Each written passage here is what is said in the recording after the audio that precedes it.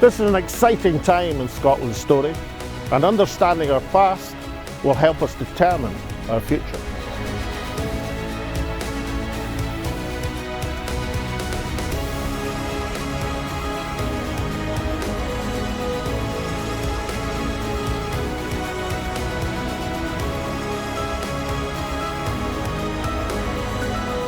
And when Scotland's voice is heard, it charts the way forward.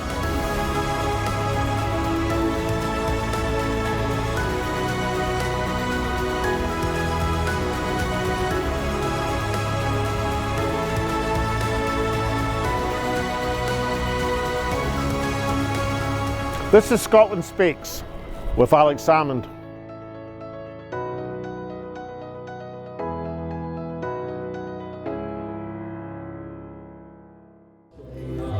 Welcome to Scotland Speaks with Salmond here in Glasgow at the All Under One Banner March, and we are marching for independence for Scotland.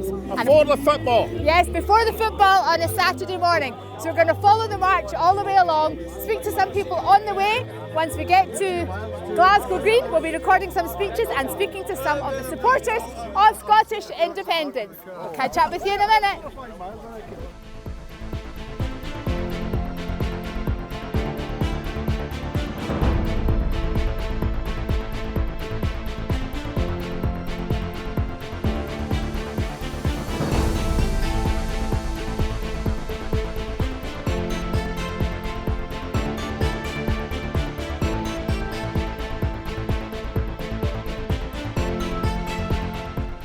Well, those of us who are quicker marchers than the others are already here at Glasgow Green, waiting for the rest of the stragglers to come in. But I'm here with Lauren and Alex, who came all the way from where this morning? Dumfries. Dumfries. Now, you usually have your own bike, because we've met before, Lauren. We have. Yes, but you came on the back of his. Yeah, I did. I've usually got my wee 125, but I thought I'd give it a rest. So. Was that altogether wise? From Dumfries? From Dumfries, with the state of the roads? It's been done several times. I usually bring it every time. So. And what's your strategy for the potholes when you're on your way to an independence march?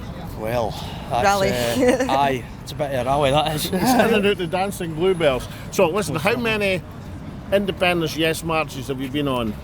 This will be my fourth. Fourth? I've been to everyone since I was away. That's better than you say. Aye. Indeed. And did she sort of inculcate you into these marches? Did she did, yeah. drag you in? I was always into the bikes, but say, listen, did she say, listen, I've got a good idea for a really good day out, you know? Oh, most definitely. You couldn't write it, to be honest. That's it. Aye, can't be missed. So, yeah. Must be. I mean, that's quite something, because it's great encouragement to everybody when the bikers arrive. You know, that's it. Especially for the ladies, we can do it too. Because you never know when you might be needed, Lauren. I know, aye. These days. Anyway, so any message for the Scotland Speaks massive audience of 452,000 last week? Just keep going. Keep at it. We can going. do this. Aye. Keep going. Right. That's it. We've got it. We keep going. And so ALBA. Get there. So we rev up the campaign. That's it. Most certainly. Move into top gear. And get there Full to speed. independence. On the way to red line. Okay, good stuff. Thanks, guys. Okay. Thank you very much. Right, I'm here with a couple of the commandants of the Yes biking movement. I'm here with John and Tony. So what turnout you got today of the Yes bikers? We've got about 60 guys here today, or 60 riders here today. Yeah. I mean, numbers can vary. Some rides we've got, like Edinburgh, about 340 bikes. Today we've got 60 bikes. The numbers fluctuate. A lot of people are working on Saturdays now, so. And Tony, I mean, how do you organise the bike sort of turn up? Is it Facebook? Is it WhatsApps? That's it. It's usually organised through Facebook. We've got a Twitter and we've got a website that we organise everything through. We've got an email list. We just email everyone when they come in. I hear they're revving up. That's it. That's the march here. It's always a great encouragement to the march to hear the bikers.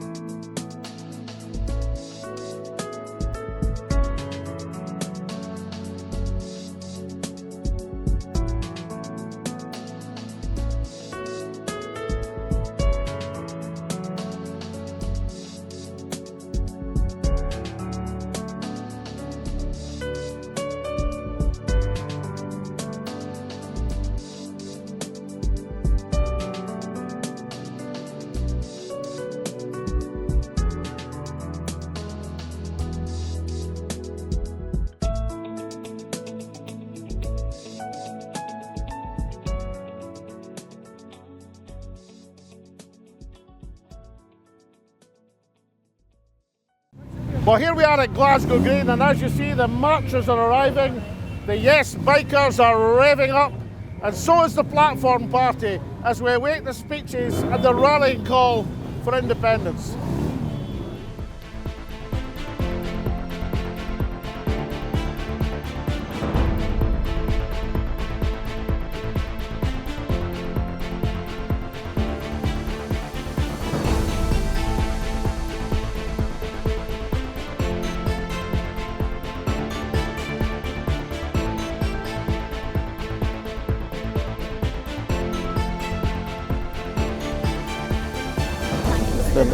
We're on Scotland Speaks with Salmond, but we're changing the name to Scotland Speaks with Tasmeen Ahmed Sheikh. Because what I've noticed is, as every episode goes on, she says more and I say less. As we're listening to Mike Napier, who's speaking eloquently for Palestine. I've got Mary and Agnes. I'm looking at this thinking to myself, I wouldn't mind sitting on that, Agnes. Where did you come from this morning? Oh, we live in Glasgow. I'm the canary in the mine. Come on, part-timers. I came from Stricken this morning, Aberdeenshire. 6 o'clock this morning I got up. You're on the right side of history. In the land of Nod then. So how many marches have you been on? You're one of the villains and Several. you'll never, About yourself? ever I forget. haven't really been counting. This is our If second you're and capable our of second last supporting couple of weeks. genocide, Oh, great stuff, But great yeah, stuff. capable but we did more last of year. anything. So where did you come from According to today, the Bill? rules that were then in force. No doubt about it. Did you, Beat all the marches. did you get a lift with Neil Hanvey or did they make No, you no, lift? we got the Here bus. past Use our bus pass. Glasgow University today. Well, I started off at 6 o'clock The this morning. students there, Quarter a 7 month or so ago, Did you, by a I was in landslide, Kirkcaldy a couple of weeks ago for Neil 80% Hanvey's voted adoption meeting. for Hassan Abu I didn't see that, but I did see you in Edinburgh. surgeon. You know that thing you done with the A speaker? Palestinian I'm saying surgeon. I did see you there. Who Well, had you'll been be up at to his Loch Gelly in a ankles couple of in weeks blood for the conference. in hospitals Is in it Gaza. Loch Gelly, 2 weeks today.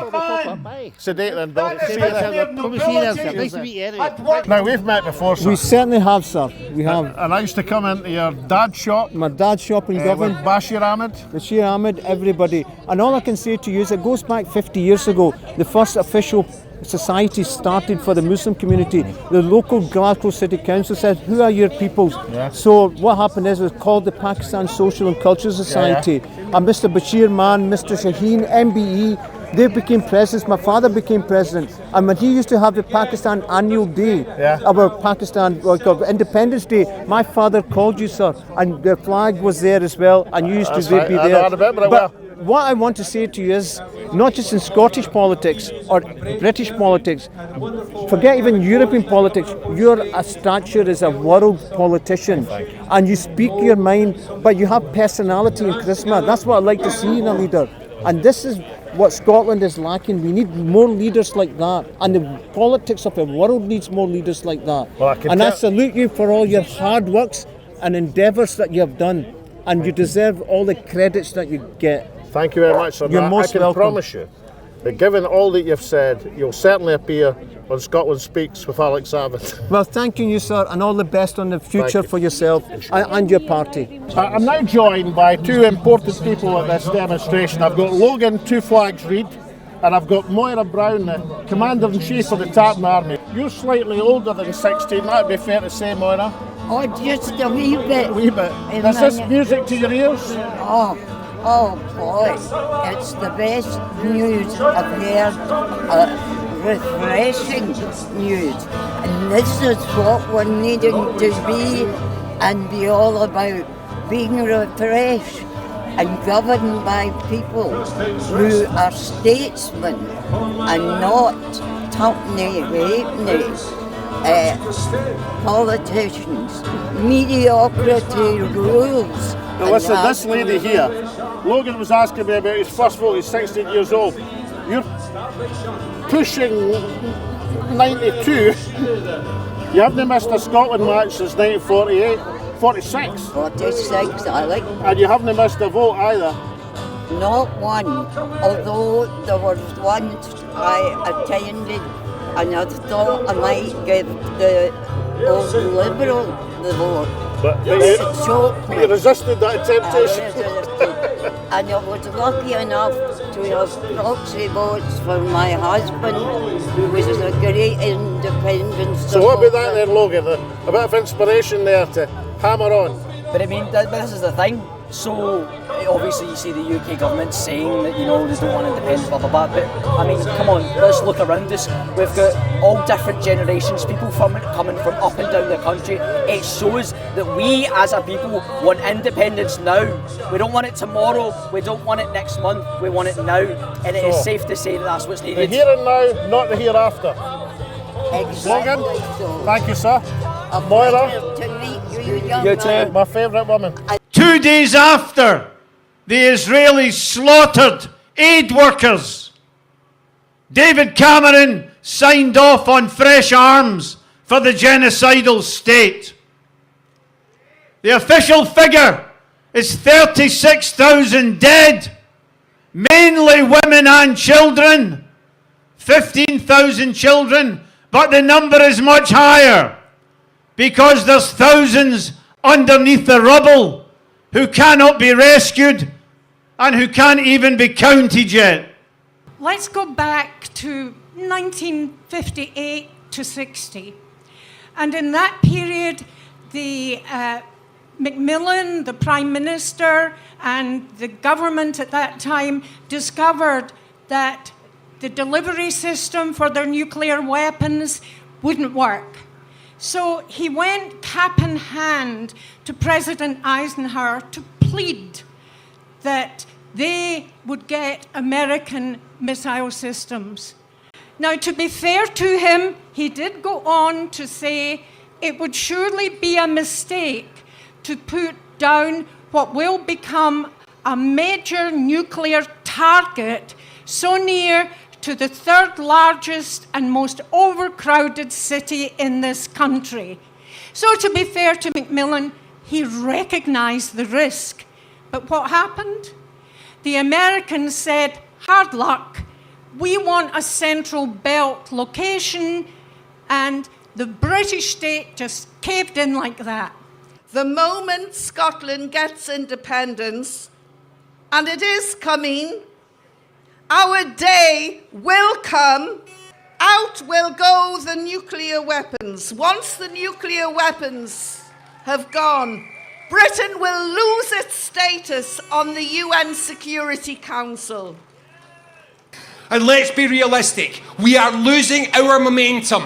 The independence movement is not making the progress that we need to make right now.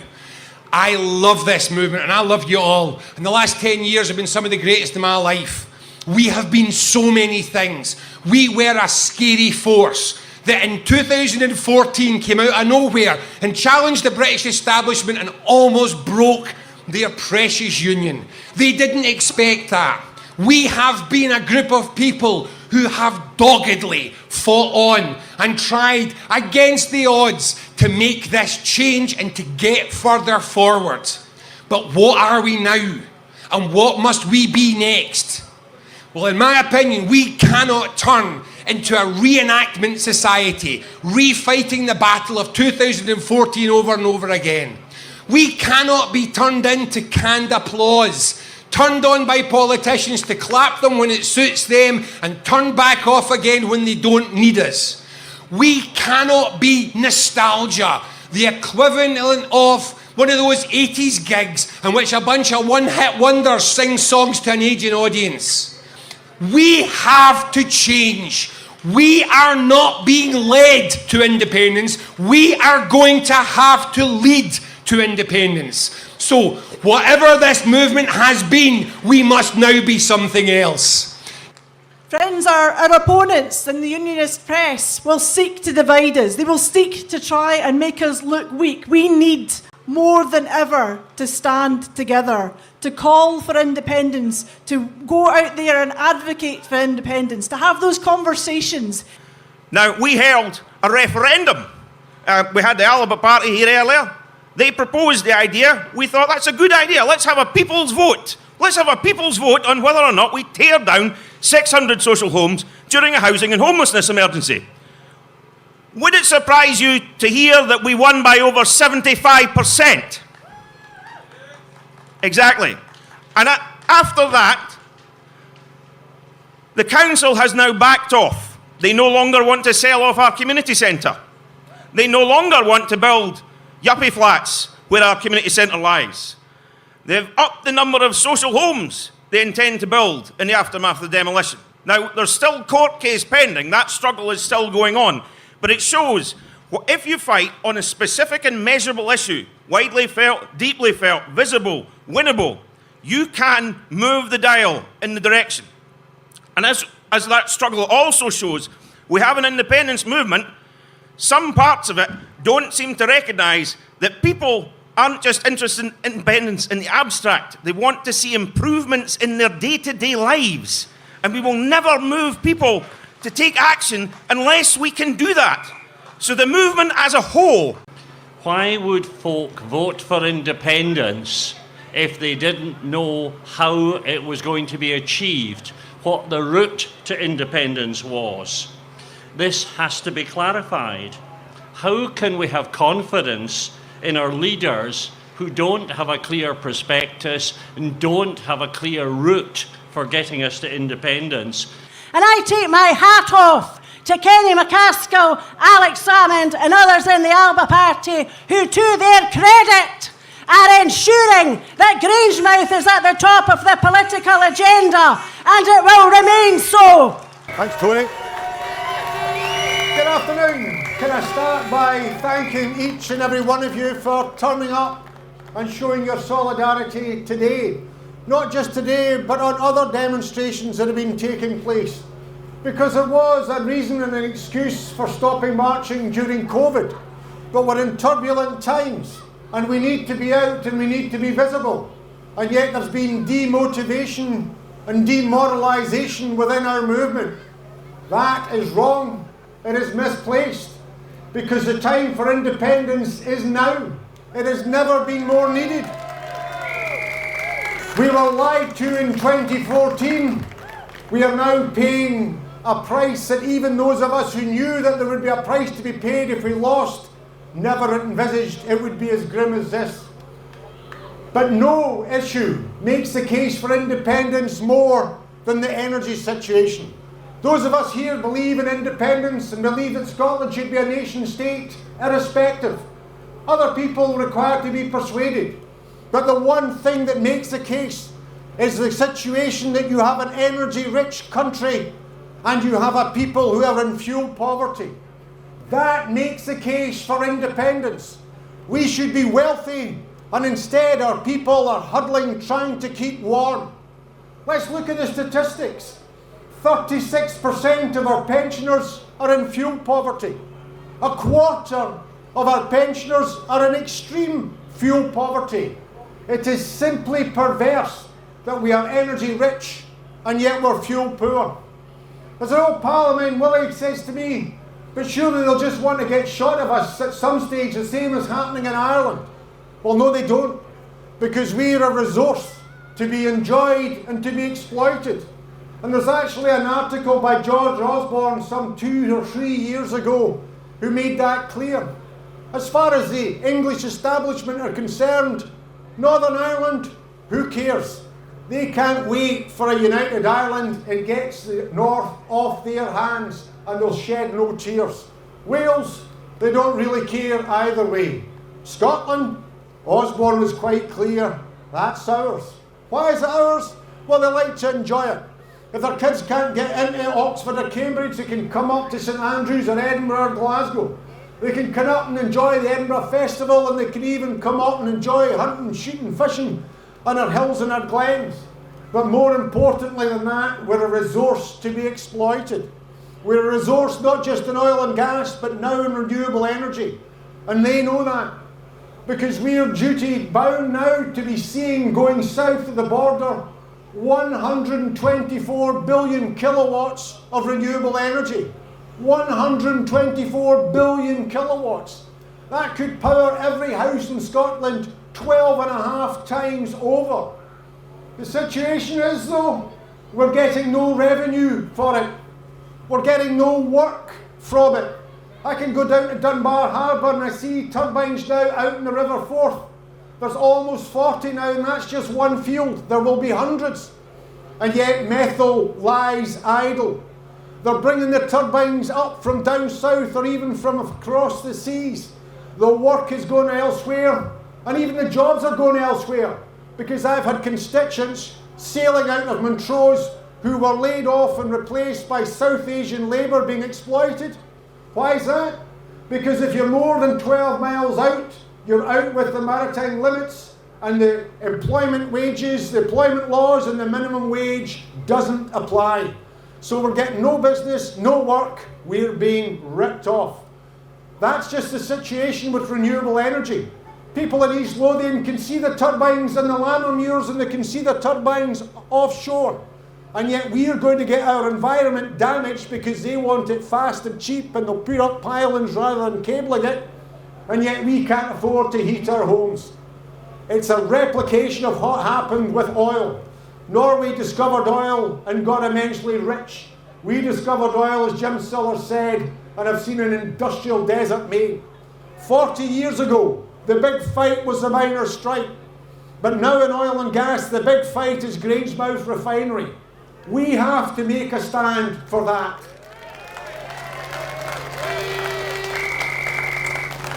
I grew up just along the road from it. And as Mick McGahey said about the miners' strike, this isn't just about the current generation. And believe you me, it's a young workforce there. If they lose their jobs, then they'll have to go south or probably abroad. This is about training future generations. We already have a skills gap in Scotland. And yet I knew folk at school that went and got a training in what was then BPICI. We will lose not just current jobs, we'll lose necessary skills. And yet what are we seeing? A UK government that's selling us out. The ethylene plant has been shut. At the same time, the UK government is giving 600 million euros to Ineos to open a brand new plant in Antwerp. Scottish workers are being made redundant. Belgian workers are being supported on the money that the UK government's getting from North Sea oil that comes ashore up northeast and comes in the Forties pipeline down to Grangemouth. That's why Grangemouth is our fight. We've got to ensure that we're not deindustrialised. The knock-on effect would be significant. It's vital for the fuelling not just of our cars but of our industry. It's vital for the fuelling of our aviation sector. It's for that reason that we have to stand by Grangemouth. Coming down in the march, I was listening to the proclaimers, singing cap in hand. We boast, then we cower. We fight for a wee bit. You know, at the end of the day, this belongs to us. It's our oil. It should be refined here. It cannot be Grangemouth no more. What it must be union no more. For that we need a strategy, we need a movement back together, and we need to be pushing for independence, not running from it or hiding from it. Thank you.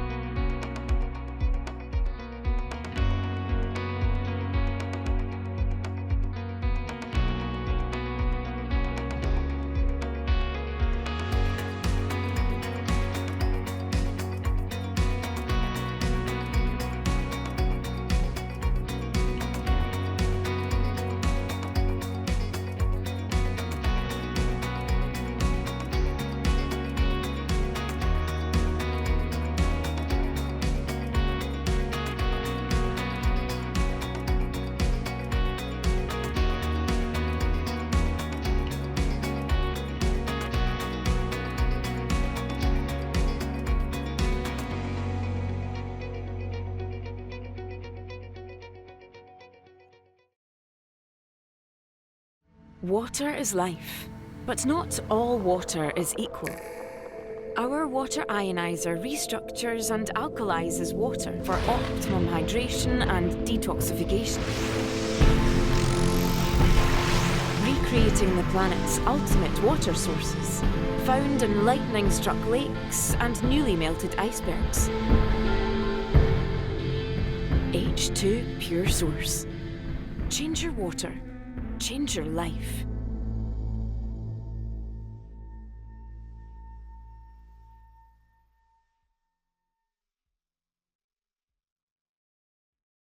Well, Mr. McCaskill, you haven't lost your speaking touch, I see. Well, it's always good to be speaking about something you care passionately about, and Grangemouth, like you and I grew up nearby, we remember it as the BPICI, but it's calamitous if it goes. Well, we didn't have to have electricity because Grangemouth provided us with our lighting. Absolutely, and Forties Field is coming, landing there.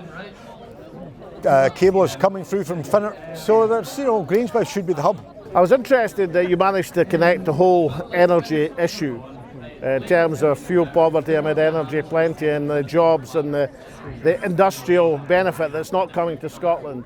Can we connect all that to the independence campaign? Absolutely. I mean, I think it makes a case for independence. Energy rich, fuel poor. It's not just Arnish and Methil that should be banging away, riveting, building turbines and other aspects of their economy. Every estuary in Scotland, every firth should be building and manufacturing. There's huge work, and yet, we're just not getting it. Businesses should be locating close to where energy is coming ashore because it's cheap. And do you think we can focus that campaign in one huge effort to save the refinery? Oh, absolutely. I think Grangemouth resonates in Scotland. We know what happened with the pits. We know what happened with Ravenscraig. We know what will happen with Grangemouth, so we've got to fight for Grangemouth. And one more pledge, Mr. McCaskill. If we do manage to save Grangemouth, if you manage to lead the campaign to save Grangemouth, will you prepare, will you get Charlie and Craig to rewrite their song so it's Bathgate no more, but Grangemouth was saved? Absolutely. I bumped into them last week, so they're fit and healthy, supporting the campaign. I'm delighted that they're on board. Kenny, more power to your elbow. Thank you.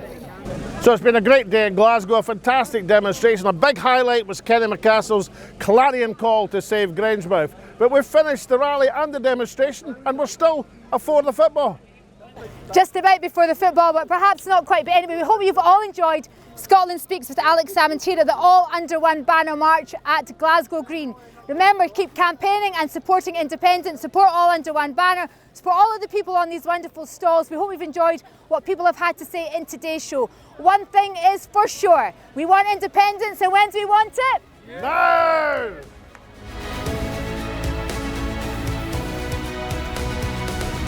This is an exciting time in Scotland's story, and understanding our past will help us determine our future.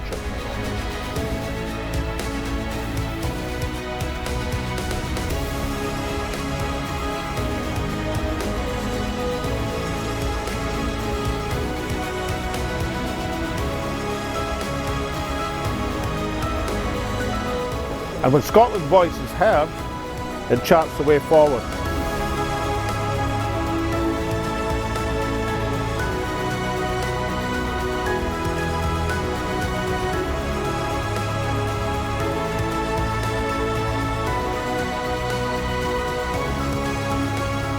This is Scotland Speaks with Alex Salmond.